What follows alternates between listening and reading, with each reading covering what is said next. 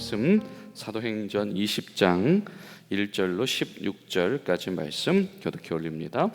소요가 그침에 바울은 제자들을 불러 권한 후에 작별하고 떠나 마게도냐로 가니라.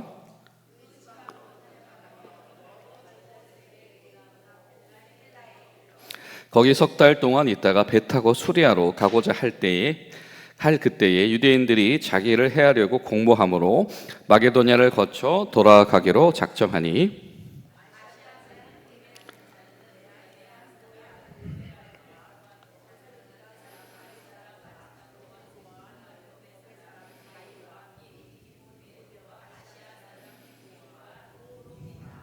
그들은 먼저 가서 드로아에서 우리를 기다리더라.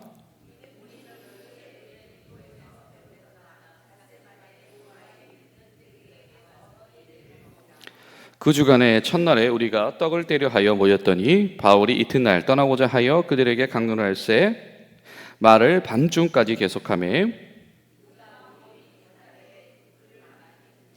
유두고라 하는 청년이 창에 걸터 앉아 있다가 깊이 졸더니 바울이 강론하기를 더 오래 하매 졸음을 이기지 못하여 3층에서 떨어지거늘 일으켜보니 죽었는지라.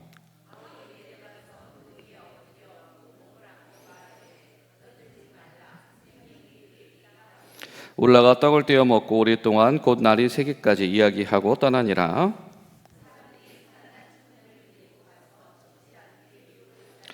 우리는 앞서 배를 타고 앗소에서 바울을 태우려고 그리로 가니 이는 바울이 걸어서 가고자 하여 그렇게 정하여 준 것이라.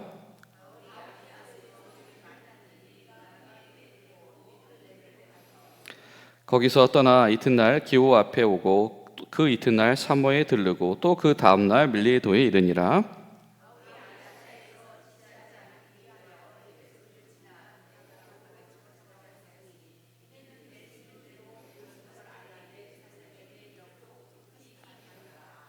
아멘.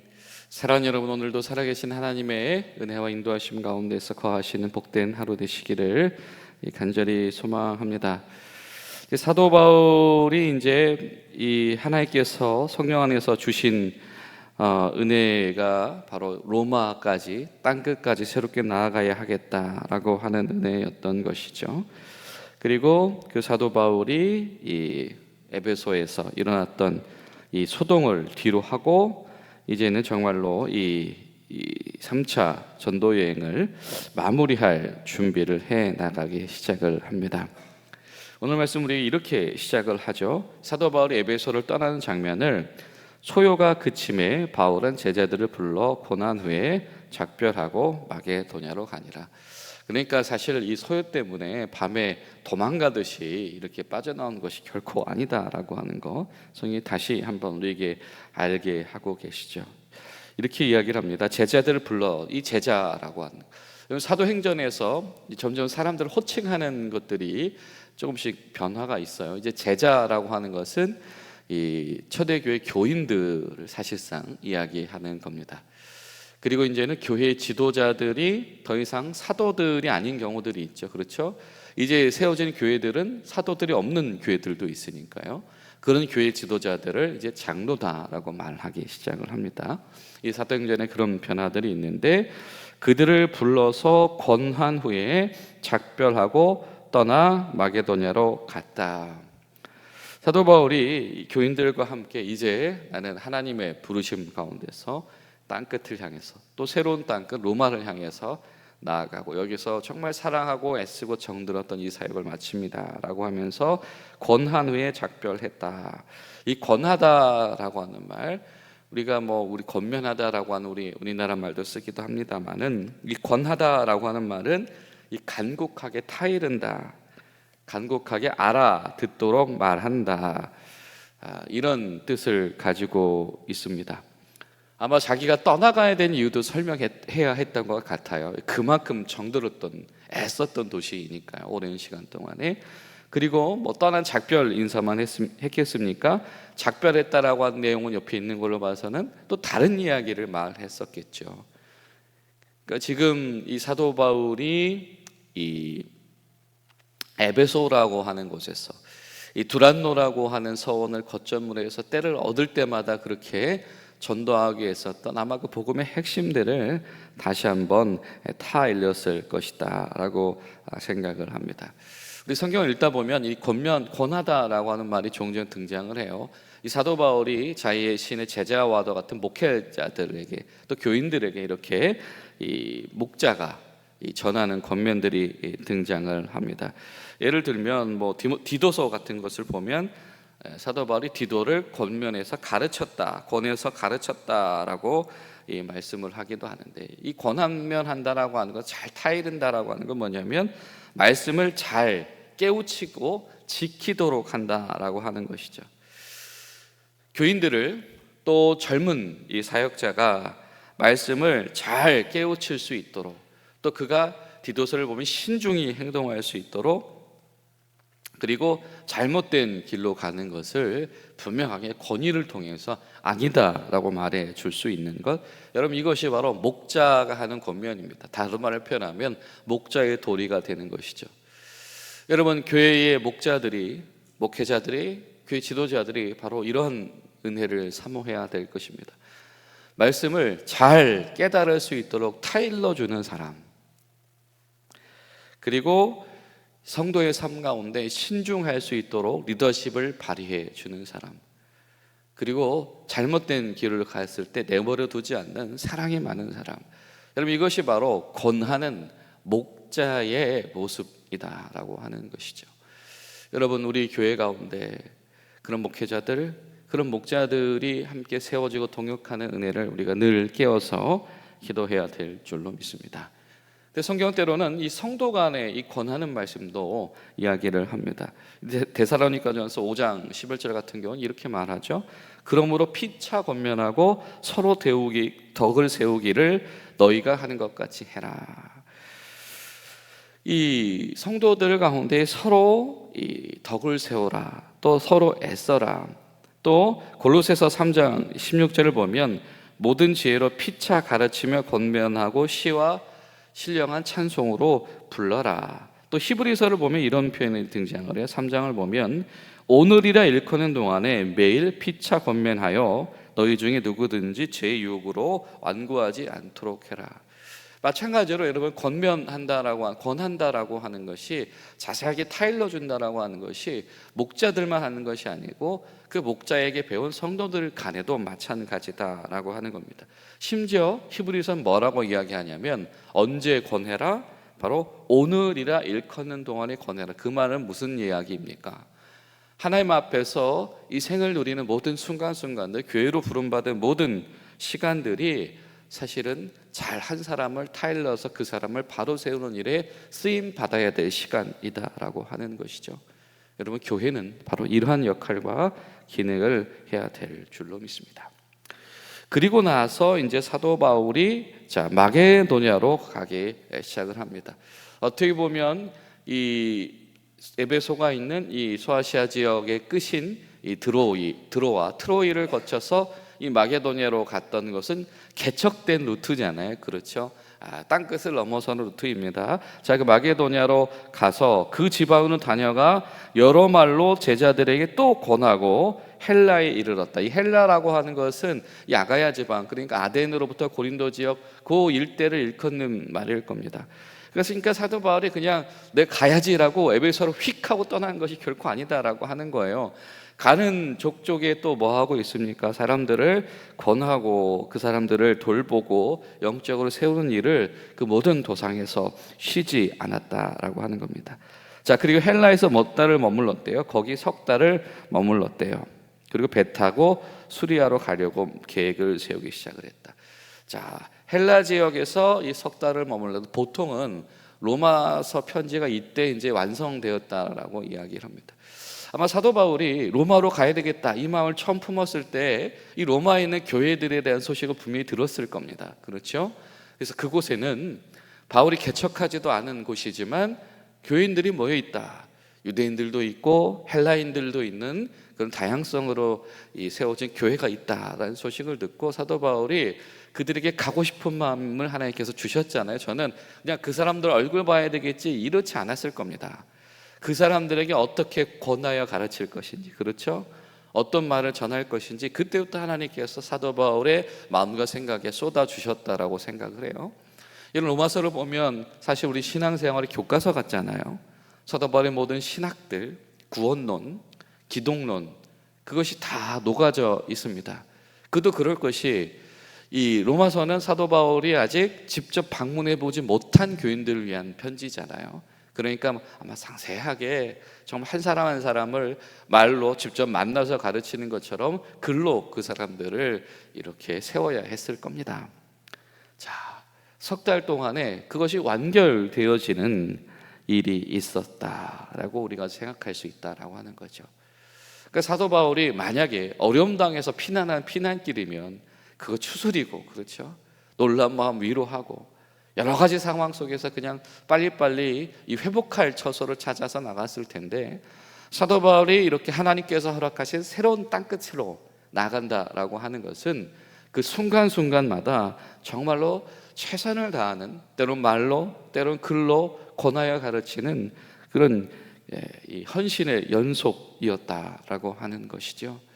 하나님께서 우리를 땅끝의 지경을 넘어서게 하실 때에는 바로 끊임없는 그런 헌신 속에서 우리를 이끌고 가실 줄로 믿습니다. 자, 그래서 이제는 이 사람들과 함께 이제 여행 계획을 짜죠. 자, 수리아 안디옥이 있는 곳입니다. 가고자 할 때에 유대인들이 자기를 해하려고 공모해서 다시 마게도냐로 거쳐서 돌아가야 되겠다. 막 크게 배편도 이용하고 이렇게 해야 되는 것 같아요. 그래서 근데 그 중에 무엇이냐면 함께 가는 사람들이 등장을 해요. 이 7교회의 이 소위 대표들이 함께 가게 됩니다. 그래서 무교절 후에 빌립보에서 떠나 다세만의 드로아에도 왔다가 이래를 머물렀다가, 그래서 어찌됐든 이 제한된 시간 안에 이 마지막에 밀레도의 항해 쪽을 보니까 아주 바삐 부지런히 움직이면서 이 예루살렘 교회까지 가야 되는 그런 계획조차 세우게 됩니다. 결국에는 이 사람들은 사도 바울과 함께 이 구제금을 전달하기로 작정한 사람들이에요. 예루살렘에 가뭄이 들었고, 그리고 그러다 보니 그곳에 있는 교회들도 우리 형제와 같은 이들도 어려움 당했다는 소식을 듣고 이 이방 지역에 세워진 이 교회들이 연복금을 모아서 그들을 함께 도울 계획들을 세운 겁니다. 자, 여러분, 사도 바울이 처음에 이 선교행을 시작을 할 때 얼마나 난감했습니까? 이 건강도 문제가 있었고, 그렇죠. 도착하자마자 회당에서 복음 전하다 억울한 일을 당하고, 그렇죠. 두들겨 맞으면서 시작하고, 또 2차 선교행, 3차 선교행 지나다니면서 얼마나 힘든 일들이 많았습니까? 그런데 어느 순간에 누가 생겼다고요? 7교회의 지도자라고 하는 동역자들을 세워주셨다. 그 뿌린 씨앗들이 자라고 장성해서 열매가 맺었을 뿐 아니라 이미 나무가 되었다라고 하는 것이죠. 여러분이 주님 앞에서 부름받은 그 모든 헌신의 발자취 가운데에도 하나님께서 반드시 같은 은혜를 주실 겁니다. 1차, 2차, 3차 그 뿌려진 씨앗들이 어느 순간에 함께 귀하게 동역하게 되어지는 지도자들 같은 나무를 세우는 일이 분명히 될 것이다 라고 하는 겁니다. 자, 그 와중에 또 이 드로아에 머물 때 거기서 또 뭐 하고 있었어요? 사도 바울이 말씀을 전하고 있다가 그 유명한 유두고 이야기가 펼쳐지게 됩니다. 그러면 유두고 이야기를 듣다 보면 많은 생각이 나게 되죠, 그죠? 엘리사 이 생각도 나게 됩니다. 그렇죠? 엘리야가 이 열왕기상 17장에 보면 이 사르밧 과부의 아들이 죽게 되었을 때 그를 안고 올라가서 몸을 맞대고 그를 살리기 위해서 기도하면서 살려내는 이야기, 또 열왕기 하 4장에 엘리사가 이 수넴 여인 살려내는 이야기, 이거하고 되게 비슷한 이 장면이 펼쳐지기도 해요. 또 사실 예수님도 나인성이라고 하는 곳에 들어가셔서 이 과부의 아들을 살려내기도 하셨고요. 사실 베드로조차도 이 죽은 제자 다비다를 살리는 일이 있었죠.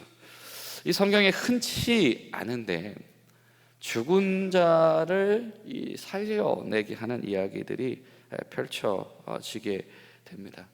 이것이 마치 엘리야와 엘리사, 또 예수님처럼 또 베드로처럼 지금 사실 바울에 관해서는 이 이적적인 이야기들을, 기적에 관련된 이야기를 자주 전하지 않은데, 언급하진 않는데, 유독 이 에베소를 전후로 한 여정 가운데선 그런 일들이 많이 소개가 되고 있습니다.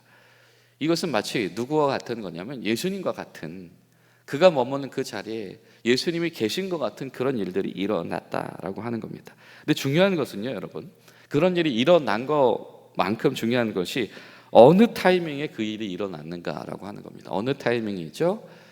밤에 늦은 시간에 말씀을 듣다가 피곤하여서 사고를 당한 때에, 다른 말로 표현하면 어떤 일이 있었던 겁니까? 밤이 늦도록 말씀을 전하는 자가 있었고요, 피곤하지만 피곤을 무릅쓰고 말씀을 더 듣기를 원하는 자가 있었다라고 하는 겁니다. 그때에 마치 예수님이 계신 것과도 같은 기적적인 일이 일어나더라. 여러분, 밤늦게 말씀을 전해야 했다라고 하는 것은 더 듣고 싶어요, 이런 요청도 있었겠지만, 때로는 밤이 아니고서는 들을 형편이 없는 사람들도 있었을 겁니다. 그렇죠? 낮의 시간을 자신의 마음대로 가용할 수 없는 사람들이 분명히 많이 이 모임 가운데는 있었을 거예요. 그러다 보면 신분이 낮은 사람이나 노예나 노동에 동원되는 사람들도 분명히 있었을 겁니다. 근데 사도 바울은 어찌되었든 그런 형편에 있는 사람들을 위해서 밤이 늦도록 말씀을 전하는 일을 마다하지 않았다. 마찬가지로 비록 몸은 무겁고 힘들지만 그 늦은 시간까지 말씀을 더 듣기를 사모하기를 원하는 일들이 바로 드로아라고 하는 곳에서 있었다라고 하는 것이죠. 여러분, 우리 교회도 그런 기적과 같은 일을 경험하는 교회 되기를 간절히 소망합니다. 밤이 늦도록 더 말씀을 전하고 싶은 열정과 새 힘이 넘치는 교회, 그리고 밤이 늦도록 더 듣기를 원하는 사모함과 사랑이 가득한 교회. 여러분, 우리가 그런 마음으로, 한 마음으로 모일 때 우리 가운데서 반드시 예수님 계신 것과도 같은 놀라운 역사와 기적이 일어나게 될 줄로 믿습니다. 그 믿음으로 승리하시는 복된 하루 되시기를 간절히 소망합니다. 기도하시겠습니다. 좋으신 하나님, 오늘도 주님의 은혜와 사랑 가운데 저희를 붙잡아 주시니 감사드립니다. 주님, 사도 바울을 얼마나 강권적으로 붙드셨든지, 그가 에베소를 떠나서 주님 인도하신 지경으로 가는 모든 과정들 속에서도 사람을 권하는 열심과 또 복음을 전하는 열심, 때로는 서신을 기록하는 열심, 그 모든 것들을 쉬지 않는 모습을 바라봅니다. 주님, 우리도 하나님 가운데서 끊임없이 하나님 나라와 땅끝을 향하여서 쓰임받는 교회 될 수 있도록 도와주시옵소서. 예수님의 이름으로 기도하옵나이다. 아멘.